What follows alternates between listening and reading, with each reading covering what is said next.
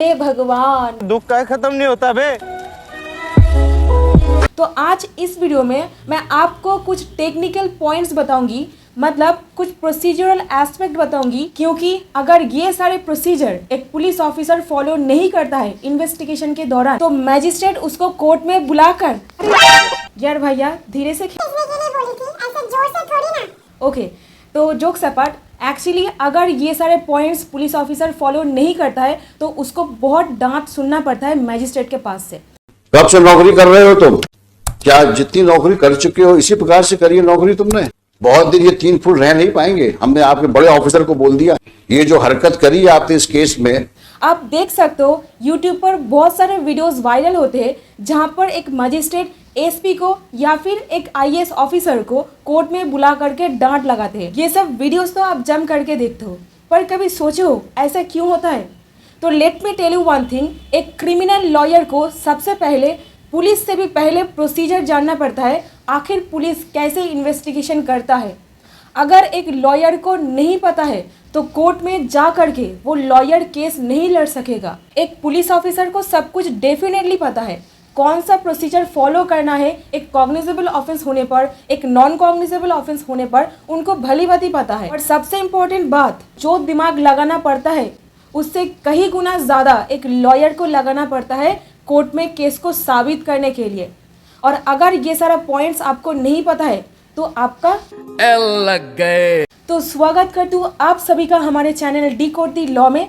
तो चलिए शुरू करते हैं। तो सबसे पहला इन्वेस्टिगेशन शुरू होता है किस टाइप का ऑफेंस हुआ है इसके ऊपर। ऑफेंस एक होता है कॉग्निजेबल और दूसरा होता है नॉन कॉग्निजेबल। तो इस वीडियो में मैं आपको बताऊंगी कॉग्निजेबल ऑफेंस होने पर पुलिस ऑफिसर को कौन सा प्रोसीजर फॉलो करना पड़ता है इन्वेस्टिगेशन के दौरान। तो कॉग्निजेबल ऑफेंस एक ऐसा ऑफेंस है जहां पर पुलिस ऑफिसर को पूरा पावर दिया गया है, वो स्पॉट में जा करके मैजिस्ट्रेट का परमिशन लिए बिना वो इन्वेस्टिगेशन कर सकता है।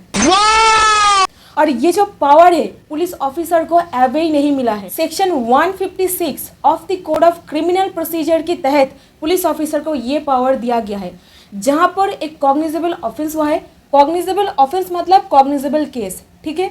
तो कॉग्निजेबल केस जहां पर हो रहा है 154 पर 154, ठीक है, एफआईआर रजिस्टर्ड डेफिनेटली होगा। और अगर एफआईआर रजिस्टर हो जाएगा तो पुलिस ऑफिसर जाएगा स्पॉट पर 156 के तहत। और 156 में टोटल 3 क्लॉजेस बताया गया है। सबसेक्शन 1 पुलिस ऑफिसर को पावर देता है स्पॉट में जाकर इन्वेस्टिगेशन करने के लिए, और सबसेक्शन 2 बताता है दैट पुलिस ऑफिसर को ये जो इन्वेस्टिगेशन करने का पावर दिया गया है, ये जो पर्टिकुलर इन्वेस्टिगेशन उन्होंने किया है, इसके ऊपर कोई भी प्रोसीडिंग्स नहीं किया जा सकता है।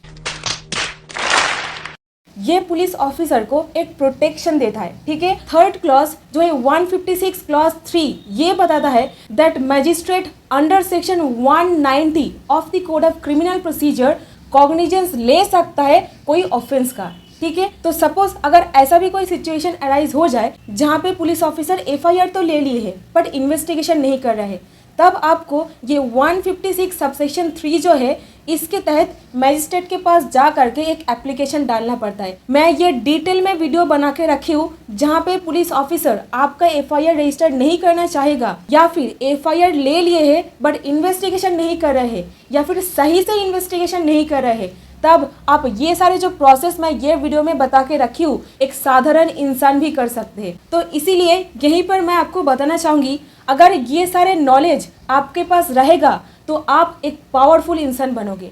अगर ये सारे प्रोसेस, ये सारे पैंत्र आपको नहीं पता रहेगा तो आप पावरफुल नहीं होंगे। तो इस हिसाब से नॉलेज इज पावर। अभी आती हूँ नेक्स्ट स्टेप पर। पुलिस ऑफिसर जहां पर 156 में ग्राउंड में प्रोसीड कर रहे हैं, मतलब 156 के तहत वो स्पॉट पर चले गए हैं, और इसके बाद कौन सा सेक्शन फील्ड में आएगा पता है? इसके बाद सेक्शन 157 सीआरपीसी फील्ड में आएगा। ये बताता है इन्वेस्टिगेशन को कैसे कंडक्ट करना है, मतलब ये स्टेप फॉलो करके पुलिस ऑफिसर को एक ऑकरेंस रिपोर्ट, मतलब स्पॉट पर क्या खिचड़ी पका है, इसका एक ऑकरेंस रिपोर्ट देना पड़ता है मजिस्ट्रेट को। और यहीं पे ही आता है 2 सबसे इंपॉर्टेंट टर्म, और वो है मे and shall. May and shall का यूज आपको हर वक्त जब भी सीआरपीसी पढ़ोगे सबसे पहला इन पर नज़र डालनी पड़ेगी। मे मतलब डिस्क्रिशन, मतलब पुलिस ऑफिसर या फिर मजिस्ट्रेट कर भी सकते हैं, नहीं भी कर सकते हैं, मतलब वो डिस्क्रिशन। और जहाँ पर शैल बताया गया है, इसका मतलब आपको मैंडेटरीली वो सारा जो प्रोसीजर बताया गया है वो एक पुलिस ऑफिसर भी हो सकता है या फिर एक मैजिस्ट्रेट भी हो सकता है, दोनों को ही फॉलो करना पड़ेगा मैंडेटरी बेसिस पर। ठीक है, तो मैंडेटरी मतलब आपको करना ही करना पड़ेगा। तो यहाँ पर जो सारा वर्डिंग किया गया है आपको देखने को मिलेगा शैल, मतलब पुलिस ऑफिसर को फॉलो करना ही करना पड़ता है। अगर ये सारा पॉइंट्स पुलिस ऑफिसर मिस कर देता है तो कोर्ट में लग जाएगा। लग गए।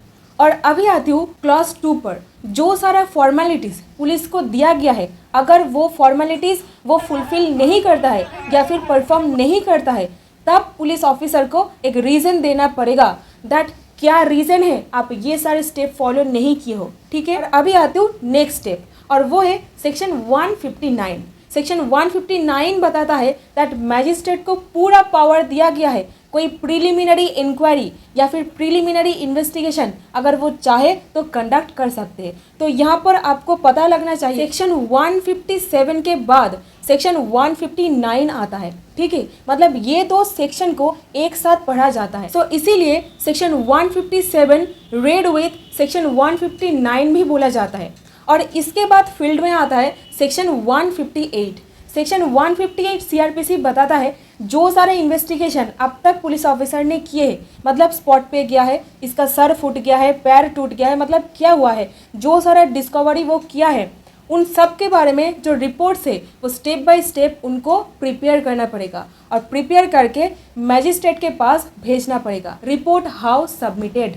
ठीक है, और अभी आती हूँ section 160 of the CrPC. Section 160 से चालू हो जाता है examination of the witnesses by the police officer. 160 बताता है जो इंसान acquainted with the facts, acquainted with the facts मतलब सपोज यहाँ पर एक मर्डर हुआ है और मुझे कुछ फैक्ट्स पता है, मतलब I am acquainted with the facts, और यहीं पे आपको कुछ प्रैक्टिकल एस्पेक्ट बता देती हूँ। अगर पुलिस के बुलाने पर आप नहीं जाते हो तो आपके खिलाफ सेक्शन 174 आईपीसी के तहत एक प्रोसीडिंग शुरू हो सकता है। Very dangerous. और यही पड़ी सबसे इम्पोर्टेंट फैक्ट दैट आपको सबसे पहले पता करना पड़ेगा कौन सा सेक्शन, मतलब कौन सा सेक्शन लगाया गया है, कौन सा ऑफेंस के लिए उनको पूछताछ करने के लिए बुलाया जा रहा है। सपोज वो एक ऐसा ऑफेंस है जहां पर पनिशमेंट 7 साल से नीचे है, वहां पर पुलिस ऑफिसर आपको जोर जबरदस्ती अरेस्ट नहीं कर सकते, क्योंकि वहां पर पुलिस ऑफिसर को जो इंसान एक्वेंटेड विद द फैक्ट्स है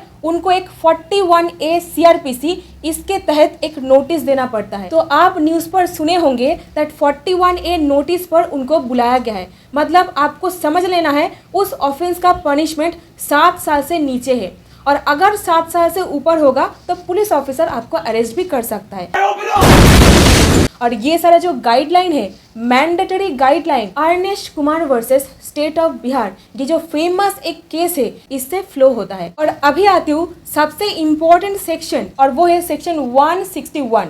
सेक्शन 161 बताता है दैट एक पुलिस ऑफिसर आपका जो विटनेस है उनको बुला करके एग्जामाइन कर सकते हैं, और आपका जो विटनेस है वो बाध्य है, मतलब बाउंड है सब कुछ क्वेश्चन का आंसर बिल्कुल सही उत्तर देना। ठीक है, और अगर आप पुलिस ऑफिसर को झूठ मूठ का आंसर दे देंगे तब पता है आपके साथ क्या होगा, तब सेक्शन 179 आईपीसी पर आपके तहत एक कार्रवाई किया जा सकता है। तोबा तोबा तोबा, थारा मूड खराब कर दिया। और अभी आती हूँ सेक्शन 161 क्लॉज 2 पर, और सबसे पहले यहाँ पर सुनो, सीआरपीसी कोई एक सेक्शन को खाली पढ़ लिया इसमें कोई मजा नहीं है। ठीक है, तो सीआरपीसी को हर वक्त कनेक्ट करके पढ़ना पड़ता है, मतलब सपोज एक सेक्शन को कोई किसी और एक्ट के सेक्शन के साथ पढ़ना पड़ेगा, जैसे कि सेक्शन 161 क्लॉज 2 जो है इसको कॉन्स्टिट्यूशन ऑफ इंडिया के आर्टिकल 20 क्लॉज 3 के साथ पढ़ना पड़ता है, क्योंकि आर्टिकल 20 क्लॉज 3 बताता है प्रोटेक्शन अगेंस्ट सेल्फ इंक्रिमिनेटरी स्टेटमेंट। यहाँ पर एक इंटरेस्टिंग चीज देखिए, मतलब आप पागल हो जाओगे, सारे मिलके हमको पागल बना। एक तरफ तो बोला जा रहा है आपको सब कुछ सच सच बताना पड़ेगा, ठीक है, और दूसरा तरफ बोला जा रहा है दैट जो सारे सेल्फ इंक्रिमिनेटरी फैक्ट्स है, मतलब ऐसा कुछ पॉइंट अगर आपके मुंह से निकल जाए तो पुलिस चपेट मार के जेल के अंदर घुसा दे, या फिर पुलिस ऑफिसर आपके ऊपर ही डाउट करने लग जाए। ऐसा सिचुएशन पर जो सारा पॉइंट्स एक सेल्फ इंक्रिमिनेटरी मतलब खुद को हार्म कर रहा है ऐसा कुछ पॉइंट्स है, आप वो सारे पॉइंट्स नहीं बता सकते हो। और ये प्रोटेक्शन आपको दे रहा है article 20 clause 3 of the constitution of India. और यहाँ पर मैं आपको एक केस लॉ दूंगी, वो है नंदिनी सतपथी वर्सेस PL दानी। ये केस आपको याद रखना चाहिए। और यहीं पे मैं आपका छोटा सा डाउट क्लियर कर देती हूँ। अगर कोई स्टेटमेंट वो एक ऐसा स्टेटमेंट है, वो एक नॉन सेल्फ इंक्रिमिनेटरी स्टेटमेंट है, तब आपको सब कुछ सच सच बताना पड़ेगा। और अगर सच नहीं बताओगे या फिर झूठ मूठ का आंसर दे दोगे तो सेक्शन 179 एंड 190 IPC तो है ना।